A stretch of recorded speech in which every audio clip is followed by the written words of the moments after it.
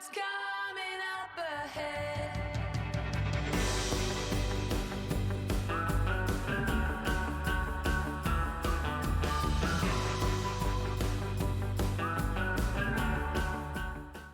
Pôle commun, à la base, c'est un groupement coopératif inter-entreprises. Le but a été, au travers des relations humaines, de mieux travailler les uns avec les autres, les forces des uns servant aux faiblesses des autres. Et on a mis en place des accords de référencement avec des fournisseurs permettant d'avoir des conditions privilégiées, ce qui permet à chaque bénéficiaire d'obtenir des conditions directement avec le fournisseur référencé et de gagner du temps.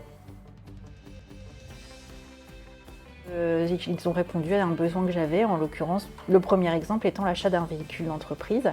Donc là, ils nous proposent certaines marques avec des remises intégrées dans la proposition Pôle commun. Après, charge à nous d'acheter ou pas le produit. Donc moi, c'est ce que j'ai fait en l'occurrence.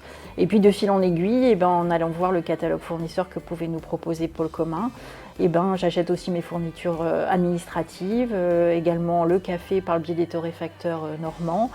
Voilà pour quelques petits exemples, mais il y a d'autres typologies d'achat. C'est assez large. Nous sommes beaucoup de petites et moyennes entreprises, TPE, PME.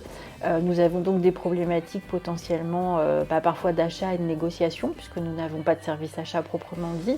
Nous ne pesons pas lourd dans la balance, nous n'avons pas des quantitatifs pour pouvoir faire des négociations importantes. Et du coup, Pôle commun pouvait apporter ça aux entreprises adhérentes dans une notion aussi de travailler avec le local. Donc nous, en tant qu'UMM territorial Rouen-Dieppe, on est sur cette notion de réseau, de partage et d'interconnecter nos adhérents aussi.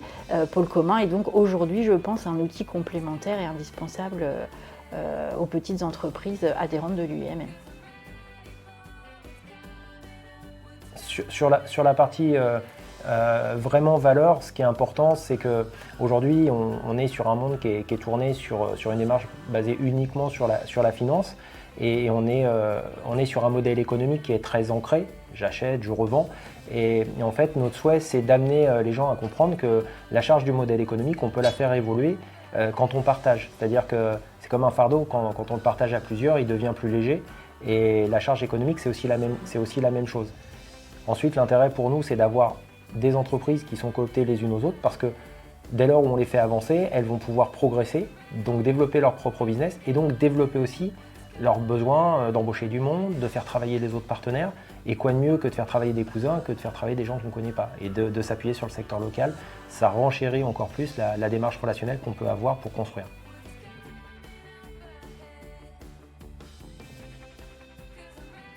Clairement, c'est un argument forcément économique qui sera le point d'entrée, puisque effectivement, on va en parler à un moment où on va parler d'achat et de négociation, donc on ne peut que passer par là.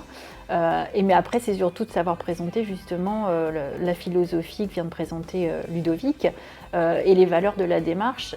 Et je pense que quelqu'un qui souhaite adhérer à l'UMM, c'est qu'il a besoin aussi sûrement d'un collectif, d'un réseau, de s'appuyer sur des partenaires. Et typiquement, la collaboration UMM et Pôle commun apportera ça de plus aux futurs adhérents, c'est-à-dire le parrainage possible avec Pôle commun, puisque ce sont des mots aussi qui parlent beaucoup, coopérative, parrainage. On sort aussi d'un langage purement commercial et c'est ce qui rend la chose différente, je pense.